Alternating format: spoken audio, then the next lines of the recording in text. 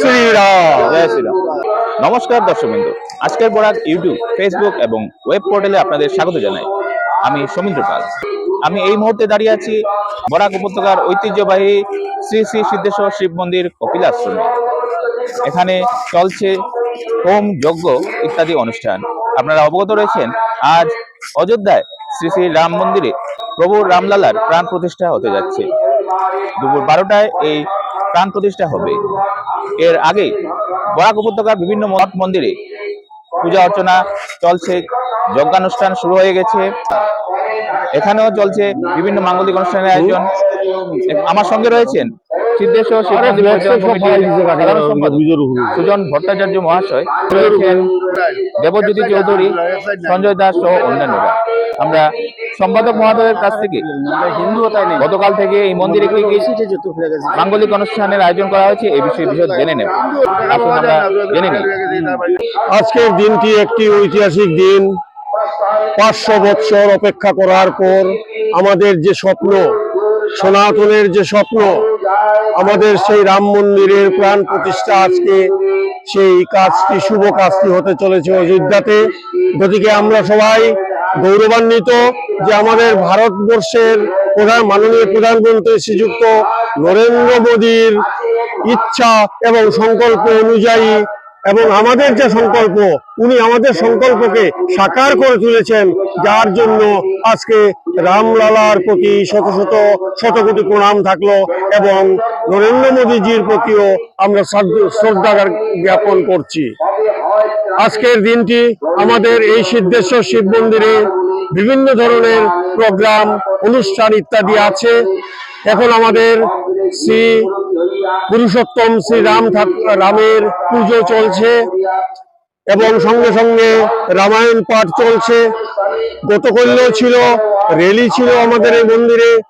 বদরপুর ঘাট থেকে আরম্ভ হয়ে বদরপুর টাউন, পাঁচগ্রাম ইত্যাদি বিভিন্ন অঞ্চল পরিক্রমা করার পর আমাদের এই মন্দিরে এসে সবার মধ্যে মহামিলনের মাধ্যমে সেই র্যালির শেষ হয়। আমাদের র্যালির সমাপ্তি আমাদের এই মন্দিরে ঘটে। আমরা সবাই একত্রিত হই, বিভিন্ন ধর্মীয় সংগঠন, বিভিন্ন ধর্মপ্রাণ মানুষের উপস্থিতিতে আমরা সবাই এই মন্দিরকে যেন একটি তীর্থক্ষেত্র হিসাবে গড়ে তুলি। আমাদের আরেকটি কথা না বললেই না হয়, আমাদের বিশেষ সৌভাগ্য যে 500 বৎসর আমাদেরকে অপেক্ষা করতে হয়েছে, এবং আমরা বিশেষভাবে গৌরবান্বিত যে আজকে আমরা আছি, আমাদের জীবিত অবস্থায় রামলালার প্রতিষ্ঠার দিনটি বা সম্পন্ন হবে রামলালার প্রতিষ্ঠা। গতিকে আপনাদের সবাইকে আমি বলছি, গতকালও যারা মন্দিরে এসেছেন সবাইকে মন্দির কর্তৃপক্ষের তরফ থেকে ধন্যবাদ থাকলো।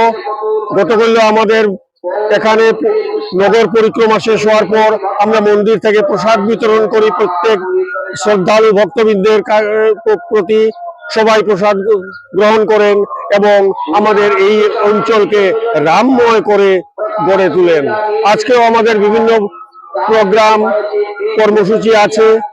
শ্রী রামচন্দ্রের পুজো, তারপর রামায়ণ পাঠ, বিভিন্ন যজ্ঞাদি, তারপর বিকালবেলা আমাদের প্রদীপ প্রজ্বলনের মাধ্যমে আমরা আমাদের এই সিদ্ধেশ্বর শিব মন্দিরের অনুষ্ঠানকে সমাপ্ত করব। গতিকে আপনারা সবাই মন্দিরে আসবেন। সনাতনরা সবাই আজকের দিনে আমাদের সবাই এই সংকল্প নেওয়া উচিত যে আমরা সবাই সনাতনী, আমরা সবাই এক, আমরা সবাই এক, এবং আমরা এককভাবে যাক হিন্দু সনাতন ধর্ম রক্ষার জন্য আমরা আজকের দিনে সংকল্প গ্রহণ করছি। কারণ মন্দিরে আসলে পরেই আমরা আমাদেরকে চিনতে পারবো। গতিকে সবাই মন্দিরে আসবেন। মন্দিরে আসলে পরে আমাদের মধ্যে একটি যোগসূত্র গড়ে উঠবে, যার ফলে আমাদের মধ্যে একটি ঐক্য, সমবেত শক্তির গড়ে উঠবে, যেটা একান্ত প্রয়োজন আজকের দিনে। জয় শ্রীরাম। জয় শ্রীরাম। তো দর্শকবৃন্দ, আপনারা শুনলেন শ্রী শ্রী সিদ্ধেশ্বর শিব মন্দির কপিল আশ্রমে আজকের দিনের কার্যসূচি এবং তারা গতকাল থেকে বিভিন্ন মঙ্গলিক অনুষ্ঠানের আয়োজন করেছিলেন। আপনারা সঙ্গে থাকবেন, আমরা পরবর্তীতে আরো অন্যান্য মন্দিরে কি কার্যক্রম চলছে এ নিয়ে বিশদ তুলে ধরবো আপনাদের সামনে। জয় শ্রীরাম। আপনারা দেখছেন আজকের Barak, a house of Adrija digital media.